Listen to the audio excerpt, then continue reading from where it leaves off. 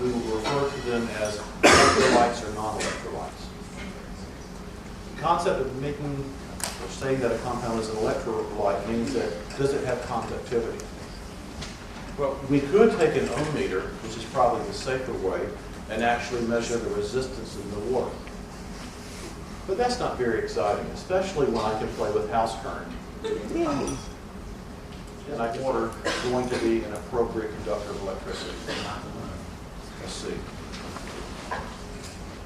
I don't see a light bulb going on. So, chance no. Let's take a solution of a very strong conductive compound. This is sodium hydroxide. Let's do the same thing.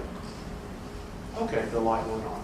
So I have solutions. We know that the electricity is working. Light, no light.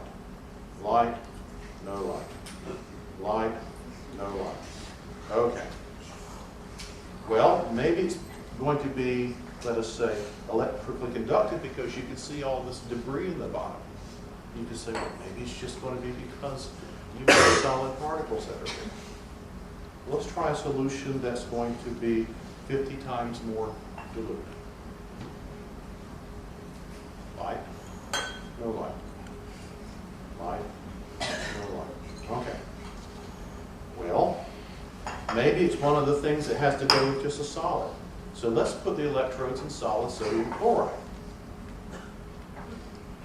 Why don't I see a light? And you're just not a good conductor. There's not enough conductor.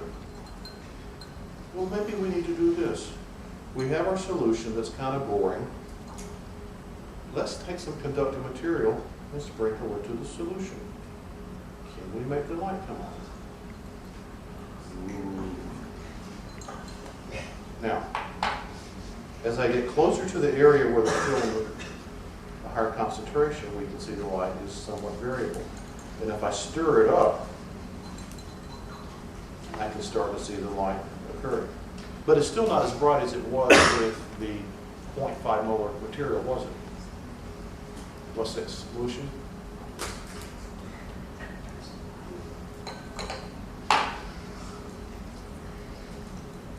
Now it's quite bright.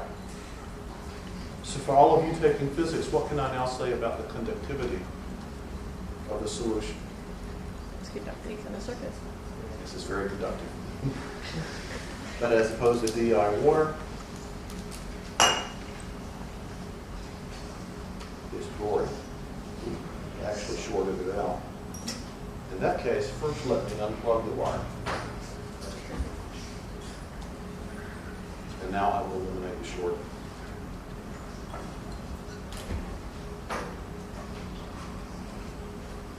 Get it back in business.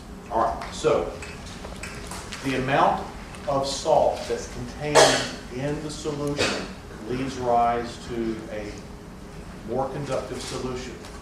What's conducting the electricity?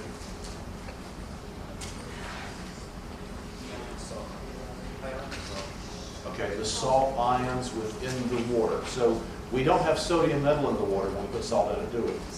What do we have? Sodium ions and chloride ions. They are charge carriers in solution.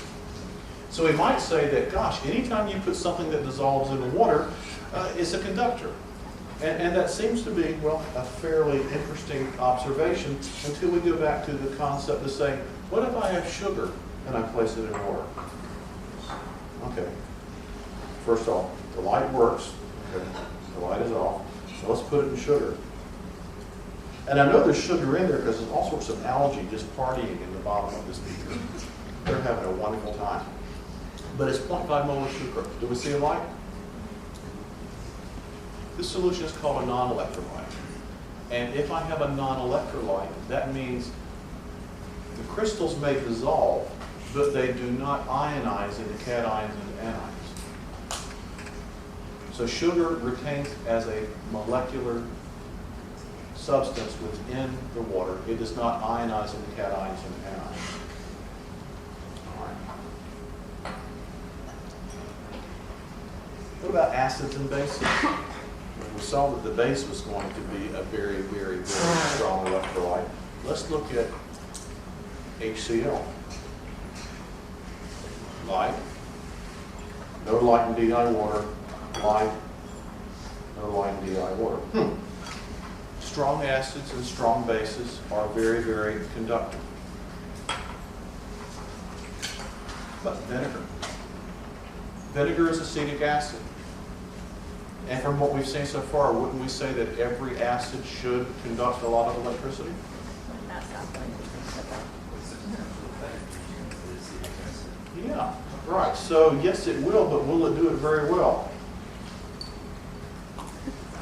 Okay.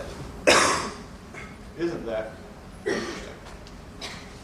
You can see that the bulb here is barely on.